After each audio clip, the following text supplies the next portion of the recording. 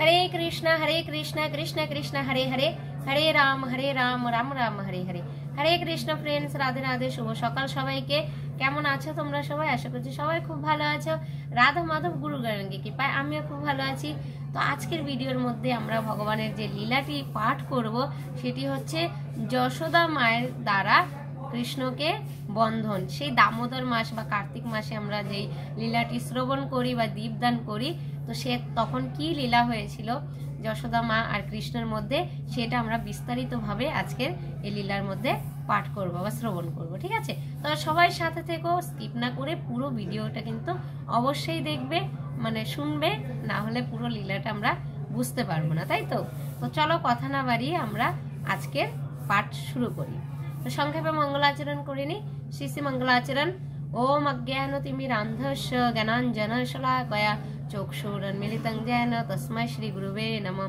नामयं विष्णुपादाय कृष्णप्रेष्ठाय भूतले श्रीमते भक्तिवेदान्त स्वामिनीति नामिने। नमस्ते सरस्वती देवे गौरवाणी प्रचारिणे निर्विशेष शून्यवादी पाश्चात्यदेशतारिणे। वाञ्छाकल्पतरुभ्यश्च कृपा सिन्धुभ्येव च पतितानां पावनेभ्यो वैष्णवेभ्यो नमो नमः। नाम महावदनाय कृष्ण प्रेमपदायते कृष्णाय कृष्ण चैतन्य नामने गौरतिष्ये नमो। हे कृष्ण करुणा सिंधु दीन बंधु जगतपते गोपेश गोपिकाकांत राधाकांत नमस्तुते। तप्त कांचन गौरांगी राधे वृंदावनेश्वरी वृषभानुसुते देवी प्रणमामि हरिप्रिये। नीलाचल निवासाय नित्याय परमात्मने बलभद्र सुभद्राभ्यां जगन्नाथाय नमः। ओम वृंदाय तुलसीदेवाय प्रियाय केशवाय कृष्ण भक्तिपते देवी सत्यवते नमो नमः। जय श्री कृष्ण चैतन्य प्रभु नित्यानंद श्री अद्वैत गदाधर शिवासादि गौर भक्तवृंद। हरे कृष्ण कृष्ण कृष्ण हरे हरे, हरे राम राम राम हरे हरे। जय श्री श्री मंगलाचरण की जय। लीला पुरुषोत्तम श्री कृष्ण ग्रंथ।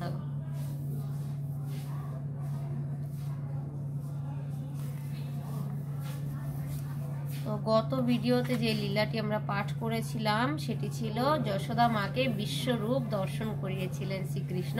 পরে ওটা যোগমায়ার দ্বারা ভুলিয়েও দিয়েছিলেন, কারণ না হলে তো সন্তান রূপে তো যশোদা মা ভালোবাসতে পারতেন না, তাই না? একটা ভগবান রূপে ভালোবাসা আর সন্তানকে ভালোবাসা, সেটা দুটোর মধ্যে অনেকটাই তফাৎ থাকে। প্রভু রূপে জানলে আমরা প্রভুকে বকতে পারবো না বা শাসন করতে পারবো না, কিন্তু নিজের সন্তানকে দুষ্টমি করলেই বকা যাবে। তো এই লীলাগুলো আস্বাদন করার জন্য ভগবান আবার যোগমায়ার দ্বারা ভুলিয়ে দিয়েছিলেন যশোদা মাকে, যে উনি নিজের বাচ্চার সন্তানের মুখের মধ্যে গোটা বিশ্ব ব্রহ্মাণ্ড দেখেছিলেন। তো আজকে লীলা নবম অধ্যায় আছে, লীলা পুরুষোত্তম শ্রীকৃষ্ণ গ্রন্থের নবম অধ্যায়। তো একটু ধৈর্য সহকারে কিন্তু শ্রবণ করতে হবে।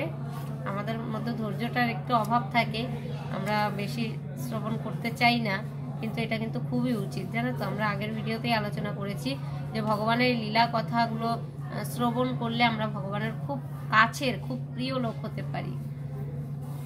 তাই একটু ধৈর্য সহকারে দয়া করে সবাই শ্রবণ করবে, কেমন? মা যশোদা কর্তৃক কৃষ্ণকে বন্ধন। এক সময় যখন দাসীরা নানা রকম গৃহকার্যে ব্যস্ত ছিল, তখন মা যশোদা নিজেই দধি মন্থন করতে শুরু করলেন, এবং সেই দধি মন্থন কালে তিনি শ্রীকৃষ্ণের অদ্ভুত মাধুর্য মণ্ডিত বাল্যলীলা গান করছিলেন, এবং এইভাবে তার পুত্রের স্মরণ করে গভীর আনন্দে মগ্ন হচ্ছিলেন। দধি মন্থন করার সময় তার শাড়ির আঁচলটা তিনি শক্ত করে কোমরে বেঁধে নিয়েছিলেন। দধি মন্থন জনিত পরিশ্রমের ফলে তার সর্বাঙ্গ কম্পিত হচ্ছিল, এবং তার পুত্রের প্রতি গভীর স্নেহবশত তার স্তনযুগল থেকে দুগ্ধ খরিত হচ্ছিল। তার হাতের চুড়িগুলিতে পরস্পর স্পর্শ মাত্রই কন কন শব্দ হচ্ছিল, এবং তার কানের দুল ও পয়োধর যুগল কম্পিত হচ্ছিল। তার মুখমণ্ডলে শ্বেতবিন্দু দেখা দিয়েছিল, এবং তার মাথার ফুলের মালাটি ইতস্তত বিক্ষিপ্ত হয়ে পড়েছিল। সেই সময় শিশু কৃষ্ণ ক্ষুধার্ত হয়ে সেইখানে এসে উপস্থিত হলেন। তিনি তখন তার মায়ের প্রতি স্নেহের বশে দাবি করলেন যে তিনি যেন দধি মন্থন বন্ধ করে তাকে স্তন্যদান করেন। তিনি তাকে ইঙ্গিত দিলেন যে তার প্রথম কর্তব্য হচ্ছে তাকে স্তন্যদান করা, তারপরে তিনি দধি মন্থন করতে পারেন। মা যশোদা কৃষ্ণকে তার কোলে তুলে নিলেন এবং তাকে স্তন্যদান করালেন। কৃষ্ণ যখন স্তন্যপানে রত ছিল তখন তার সুন্দর মুখমণ্ডল দর্শন করে মা যশোদা আনন্দ সাগরে মগ্ন হয়ে ভাসতে লাগলেন। এমন সময় হঠাৎ আগুনে বসানো দুধ উথলে পড়তে লাগলো এবং সেই আগুন থেকে দুধ নামানোর জন্য মা যশোদা তাড়াতাড়ি কৃষ্ণকে কোল থেকে নামিয়ে দুধ নামাতে ছুটে গেলেন। এইভাবে তাকে ফেলে চলে যাওয়ার ফলে তার মায়ের উপর ভীষণ রাগ হলো। রাগে তার চোখ আর ঠোঁট লাল হয়ে উঠল। দাঁত দিয়ে ঠোঁট কামড়ে একটা পাথরের টুকরো তুলে নিয়ে তৎক্ষণাৎ তিনি ননির ভাণ্ডটি ভেঙে ফেললেন এবং অশ্রুপূর্ণ নয়নে গৃহের এক নির্জন কোণে বসে সেই ননি খেতে লাগলেন। ইতিমধ্যে দুধের পাত্রটি নামিয়ে রেখে মা যশোদা দধিমন্থন স্থানে ফিরে এলেন। যে পাত্রে তিনি ননি তুলে রাখছিলেন সেটিকে তিনি ভগ্ন অবস্থায় দেখলেন এবং তার শিশুপুত্রটিকে না দেখতে পেয়ে তিনি বুঝতে পারলেন এটি তারই কর্ম। তিনি স্মিত হাস্যে ভাবতে লাগলেন, ছেলেটা খুব চালাক, পাত্রটা ভেঙে শাস্তি পাওয়ার ভয়ে এখান থেকে পালিয়ে গেছে। কিছুক্ষণ খোঁজার পর তিনি দেখতে পেলেন যে একটা উপুর করে রাখা উদুখলের উপর কৃষ্ণ বসে আছেন এবং শিকায় ঝোলানো ননির পাত্র থেকে ননি নিয়ে সেগুলি বাদরদের খাওয়াচ্ছেন। তিনি দেখলেন যে তার কাছ থেকে এই দুষ্কৃত্য কর্মের জন্য শাস্তির ভয়ে কৃষ্ণ এদিক ওদিক তাকাচ্ছেন।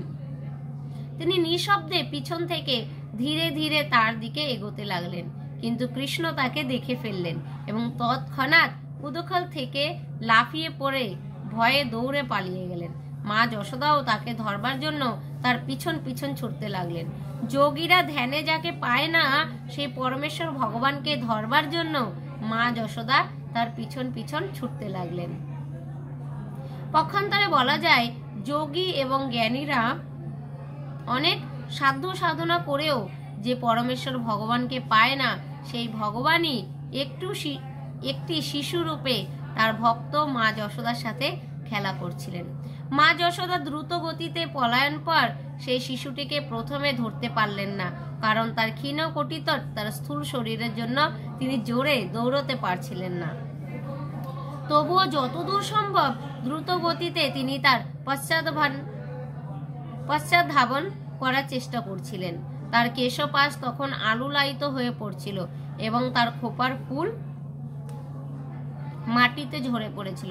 ক্লান্ত হওয়া সত্ত্বেও অবশেষে তিনি তার দুষ্টু শিশু সন্তানটিকে ধরলেন। মায়ের হাতে ধরা পড়ে কৃষ্ণ ভয়ে কাঁদো কাঁদো হয়ে উঠলেন। তার দুই হাত দিয়ে তিনি চোখের জল মুছতে লাগলেন এবং তার ফলে তার চোখের কাজল সারা মুখে লেগে গেল। মাকে ছড়ি হাতে তার সামনে দাঁড়িয়ে থাকতে দেখে তিনি অত্যন্ত ভয় পেয়েছিলেন। মা যশোদা তখন ভাবলেন যে শিশুটি অনর্থক ভয় পাচ্ছে। পুত্রের শুভাকাঙ্ক্ষী রূপে তিনি ভাবলেন যে তার শিশুটিকে এতটা ভয় দেখানো ঠিক হবে না, অথচ তাকে একটু দণ্ড না দিলেই নয়। তাই তিনি হাতের ছড়িটা ফেলে একটা দড়ি দিয়ে তাকে বেঁধে রাখতে মনস্থ করলেন। তিনি জানতেন না যে পরমেশ্বর ভগবানকে বাধা কারো পক্ষেই সম্ভব নয়। মা যশোদা ভাবছিলেন যে কৃষ্ণ হচ্ছেন তার ছোট্ট শিশু পুত্র। তিনি জানতেন না যে তার সেই শিশুটি আদি অন্তহীন, তার অন্তর্বাহির নেই, অর্থাৎ তিনি সর্বব্যাপক, তিনি অনন্ত এবং সর্বব্যাপ্ত, তিনি সমস্ত জগৎ স্বরূপ। তবুও মা যশোদা তাকে তার পুত্র বলে মনে করছিলেন। যদিও তিনি সমস্ত ইন্দ্রিয়ের অগোচর, তিনি তাকে একজন সাধারণ বালকের মতো দড়ি দিয়ে উদুখলে বাঁধতে চেয়েছিলেন, কিন্তু যখন তিনি তাকে বাঁধতে গেলেন তখন দেখলেন যে সেই দড়িটি 2 ইঞ্চি পরিমাণ ছোট। তিনি আরো দড়ি এনে তার সঙ্গে সেগুলি জুড়ে বাঁধবার চেষ্টা করলেন, কিন্তু তখনও দেখলেন যে তা সেই পরিমাণেই ছোট। এইভাবে সব কটি দড়ি তিনি জোড়া দিয়ে তাকে বাঁধবার চেষ্টা করলেন, কিন্তু তবুও বাঁধতে গিয়ে তিনি দেখলেন যে তা 2 ইঞ্চি ছোট। এইভাবে গৃহের সমস্ত দড়ি একত্রিত করেও যখন মা যশোদা তাকে বাঁধতে পারলেন না, তখন গোপীরা হাসতে লাগলেন এবং যশোদাও হাসতে হাসতে বিস্ময়াপন্ন হলেন। এটা কি করে সম্ভব? তার শিশু পুত্রকে বাঁধতে গিয়ে তিনি পরিশ্রান্ত হয়ে ঘর্মাক্ত হয়ে উঠলেন এবং তার চুলের বাঁধামালা স্থলিত হয়ে পড়ে গিয়েছিল। তখন বালক কৃষ্ণ তার মাকে পরিশ্রান্ত দেখে কৃপাপূর্বক বন্ধনগ্রস্ত হলেন। মা যশোদাও গৃহে একজন সাধারণ শিশুর মতো কৃষ্ণ তার লীলাবিলাস করছিলেন। কেউই পরমেশ্বর ভগবানকে নিয়ন্ত্রণ করতে পারে না। শুদ্ধ ভক্ত ভগবানের চরণারবিন্দে নিজেকে সর্বতোভাবে সমর্পণ করেন। ভগবান তাকে মারবেন না রাখবেন সেটা তারা তারই উপরে ছেড়ে দেন, কিন্তু ভক্ত সর্বদাই তার শরণাগত থাকেন। তেমনি ভগবানও আবার ভক্তকে আনন্দ দান করবার জন্য তাদের কাছে আত্মসমর্পণ করেন। মা যশোদার কাছে কৃষ্ণের আত্মসমর্পণ তার এক অপূর্ব দৃষ্টান্ত। কৃষ্ণ তার ভক্তদের সব রকমের মুক্তি প্রদান করেন, কিন্তু মা যশোদার প্রতি তিনি যে অনুগ্রহ প্রকাশ করেছিলেন তা ব্রহ্মা, মহেশ্বর, এমনকি সর্বদা ভগবানের বক্ষবিলাসিনী লক্ষ্মী দেবীরও দুর্লভ। পরমেশ্বর ভগবান, যিনি যশোদা নন্দন এবং নন্দনন্দন নামে খ্যাত, যোগী এবং জ্ঞানীরা কখনো তাকে পূর্ণরূপে জানতে পারেন না, কিন্তু তার ভক্তদের কাছে তিনি সুলভ। যোগী এবং জ্ঞানীরা কখনো তাকে সমস্ত আনন্দের পরম উৎস বলে উপলব্ধি করতে পারেন না। মা যশোদা তার ছেলেকে বেঁধে রেখে গৃহকার্যে ব্যস্ত হলেন। সেই সময় উদুখলে বাঁধা শ্রীকৃষ্ণ বাড়ির সামনে দুটি অর্জুন বৃক্ষ দেখতে পেলেন। সমস্ত আনন্দের পরম উৎস পরমেশ্বর ভগবান। শ্রীকৃষ্ণ তখন মনে মনে ভাবলেন, মা প্রথমে আমাকে দুধ না খাইয়েই চলে গিয়েছিলেন, তাই আমি ননির ভাণ্ড ভেঙে ফেলে সেগুলি বাদরদের খাইয়েছি, আর এখন আবার তিনি আমাকে এই উদুখলে বেঁধে রেখেছেন, তাই এখন আমি আগের থেকে আরো বেশি রকমের দুষ্টুমি করব। এই ভেবে তিনি মনস্থ করলেন যে সেই দুটি বিশাল অর্জুন বৃক্ষকে তিনি উপড়ে ফেলে দেবেন। এই দুটি অর্জুন গাছের একটা ইতিহাস আছে। তাদের পূর্বজন্মে তারা ছিল নলকুবর এবং মণিগ্রীব নামক কুবেরের দুই পুত্র। সৌভাগ্যক্রমে তারা ভগবানের কৃপা দৃষ্টি লাভ করেছিলেন। পূর্ব জীবনে মহর্ষি নারদ তাদের অভিশাপ দিয়েছিলেন, যার ফলে তারা পরমেশ্বর ভগবান শ্রীকৃষ্ণকে দর্শন করবার সৌভাগ্য অর্জন করেছিলেন। এই আশীর্বাদ রূপী অভিশাপ তাদের দেওয়া হয়েছিল, কেননা অত্যাধিক মাত্রায় মদ্যপান করার ফলে তাদের স্মৃতি ভ্রংশ হয়েছিল। পরবর্তী অধ্যায়ে সেই কাহিনী বর্ণিত হবে। ইতি লীলা পুরুষোত্তম শ্রীকৃষ্ণ গ্রন্থের মা যশোদা কর্তৃক কৃষ্ণকে বন্ধন নামক নবম অধ্যায়ের ভক্তি বেদান্ত তাৎপর্য সমাপ্ত হলো। হরে কৃষ্ণ কৃষ্ণ কৃষ্ণ হরে হরে, হরে রাম রাম রাম হরে হরে। ওম নমঃ ভগবতে বাসুদেবায়, ওম নমঃ ভগবতে বাসুদেবায়, ওম নমঃ।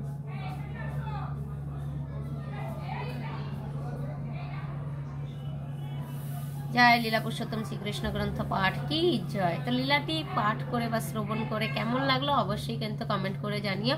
যদি ভালো লাগে লাইক শেয়ার কমেন্ট করে পাশে থেকো। হরে কৃষ্ণ কৃষ্ণ কৃষ্ণ হরে হরে, হরে রাম রাম রাম হরে হরে। আজকের ভিডিও এখানে শেষ করছি। দেখা হচ্ছে পরের নেক্সট ভিডিওতে। সবাই ভালো থাকবে, সুস্থ থাকবে, কৃষ্ণ ভগ্নময় থাকবে। হরে কৃষ্ণ, রাধে রাধে।